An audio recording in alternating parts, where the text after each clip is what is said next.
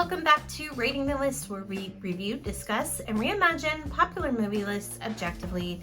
We're your hosts. I'm Jerry. And I'm Brad, and on this episode, we'll be exploring number 13 from Sports Illustrated's The Top 50 Sports Movies of All Time. All right, number 13 is A League of Their Own, released in 1992, directed by Penny Marshall, and starring Tom Hanks and Geena Davis. A fictional look into the short-lived All-American Girls Professional Baseball League that formed during World War II. Such an incredible This might be the best baseball movie ever made. Wow. It's definitely... That's right from Brad Jensen, folks. That is right there.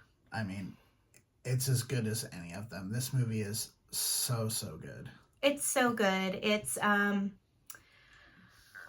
first off, it's really a unique story. I don't think there's been any movies or anything about this women's league done on film. I really didn't know very much about it. Mm-mm. There's a little bit about it in the Ken Burns documentary Baseball. Okay. But beyond that, I really didn't know very much about it. And most of what I know about it started with the movie. This movie. I've gotten to learn a little bit more about it since. And it was kind of like with the Negro Leagues. I didn't know a great deal about them until that the Ken Burns documentary came out. Yeah.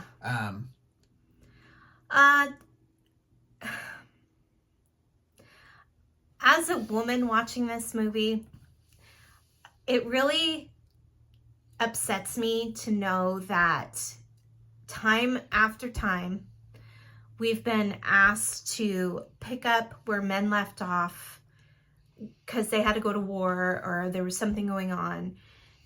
Or we discovered, there's this whole book I read about women with alcohol and the history of alcohol and drinks and how we were the ones that owned the ale bars and we were the ones that created drinks and created these places for people to go to. And then they were just totally overshadowed by men thinking they were entitled to do these things and that women had no place doing them.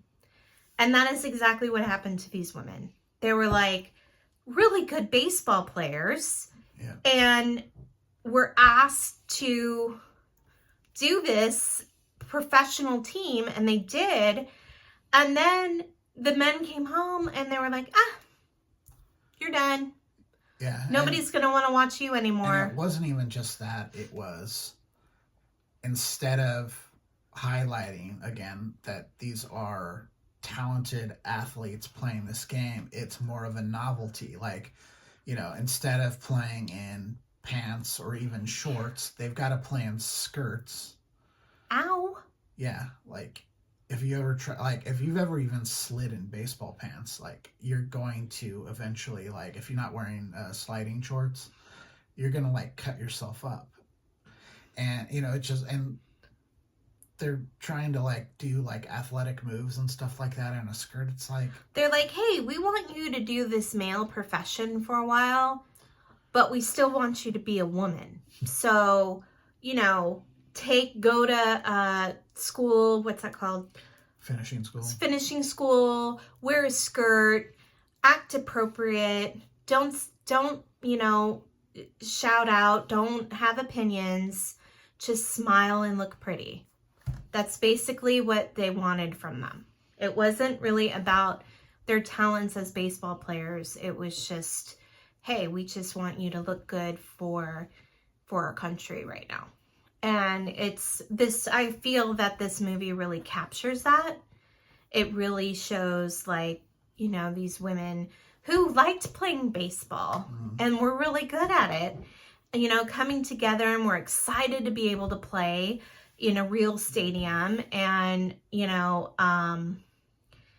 just them having, throwing in the fact like, oh yeah, you got to wear a skirt. You don't wear a skirt, you're not playing. Yeah. And Yeah, it's just a great movie. I had no idea there was a women's league. Again, something that they don't teach you in history class. You know, not that baseball is this huge thing, but it's a big part of the American culture. Baseball is America's pastime. It's America's pastime. Well, if you like, spoiler alert, this movie is on this list, Ken Burns Baseball. Mm-hmm. It's an incredibly long documentary. I think it's 12 hours long. But he tells American history through the game of baseball.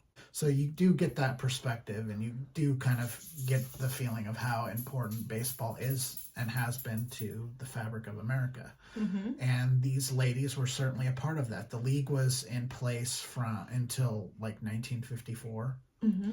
So it was just a little over 10 years. I think it was at 1943 to 1954, something like that.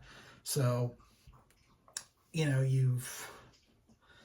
well, and in you know, in the movie really showcases it all really well. Like, Tom Hanks is freaking amazing in this movie. He plays this like guy, this washed up coach who really doesn't want to be doing this, but he needs the money. So he's their coach, but at first he's not paying attention at all. He's drunk every game. And the girls are like, you know, so annoyed. I mean, they're probably feeling like, you know, like at that time, like that's what their husbands probably did a lot, you know, and they had to pick up after them or whatever. Anyway, so he was, I mean, all the women in this movie and the whole cast really were really phenomenal. Yeah. Geena Davis was fantastic. Lori Petty is really good. Is really, really good. This, in my opinion, is Madonna's best. Her best on-screen performance. Hands down. Rosie O'Donnell steals every scene she's in. Every scene she's in. Her and Madonna are fantastic as like partners, basically, just hanging out with each other all the time. They're like Peppermint Patty and Marcy. And Marcy. One thing too about this movie is it's directed by Penny Marshall, and one thing that Penny Marshall is really, really good at is female relationships. And you can really see that in this movie, that all these women really cared about each other. They didn't always agree with each other, and they didn't always like what the other did, but they were all there for each other. And they put their own spin on things. They created a little theme song. You know, they were like knitting on the bus. They were reading like romance novels. Yeah, like there's one character who's played by, what's her name? The youngest, Cusack. Oh, yeah. What's her name? Not Joan. No, the sister, the other sister. Oh, I don't know. I can't think of her name. She's the youngest of them. You recognize her. She's in a bunch of stuff. But she doesn't know, like, they're like real early on when like they put up like the list of everyone who's made the team, and everyone like goes up to look to see if they made the team, and she's kind of standing there and she's super nervous and like doesn't know what to do. It's because she can't read.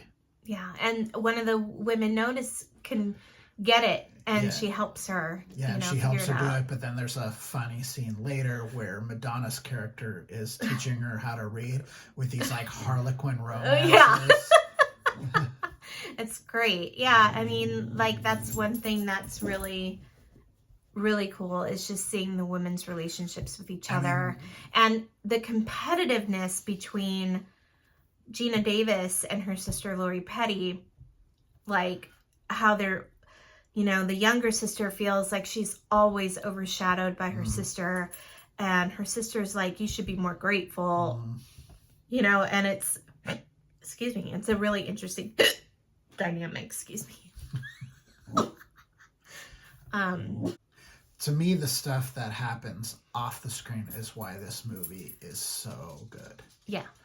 It's like when you've got baseball movies, like the stuff that's on the field, it's usually done technically proficiently, and it's done well, and they're all kind of shot the same way with the same kinds of angles, But this movie, like all the interpersonal relationships, all the stuff that happens off screen is what makes this movie the most interesting part of the movie. It's not the actual baseball that's being played, which is fun to watch too. Yeah. Because it does, build upon, especially the two sisters, their relationship. But there's so much going on behind the scenes, and they're dealing with so much, yet they still show up to the game and play at a top level when they've got all this other stuff to deal with. Like several of the women are married and are married with kids, and or just married, and their husbands are off to war, and so they've got to deal with like Gina Davis's husband hasn't sent correspondence in a while. Yeah. So it's like been weeks since she's like heard from her husband, and so she's got you've got that worry that the postman is going to show up with the letter that we regret to inform you, blah blah blah. Yeah. And then they actually do have that scene in this movie, but like they're dealing with so much stuff on top of all the the stuff that Jerry was talking about earlier with all the societal stuff, and they're still going out there night after night playing great baseball. Like, yeah, and it was interesting because Gina Davis's character, she was a great player, but she was so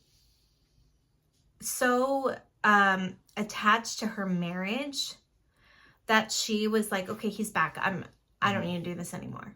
Like, I don't need, and everybody was really upset with her about that. She's the best player in the league. Because she's the best player in the league, and she was just ready to walk away from it all. Yeah. Because her husband came back. It'd be like Michael Jordan, like, coming on and be like, yeah, my wife was gone, but now she's here, so I'm just going to give up basketball. Like, people wouldn't even be able to understand where that would be coming from because he's a man. Right. And basically, that's just what was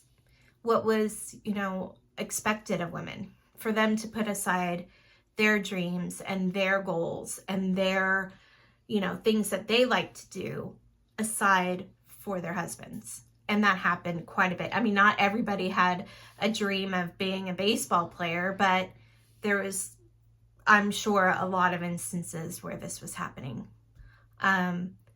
So yeah, it was a fantastic movie. I loved how they integrated, like, the players now, like, in the present. Yeah, it starts in the present when they are opening a wing of the Baseball Hall of Fame in Cooperstown to have an exhibit about this league. So these women are like in their 70s and 80s at that point. Yeah. And it starts there and then it goes backwards.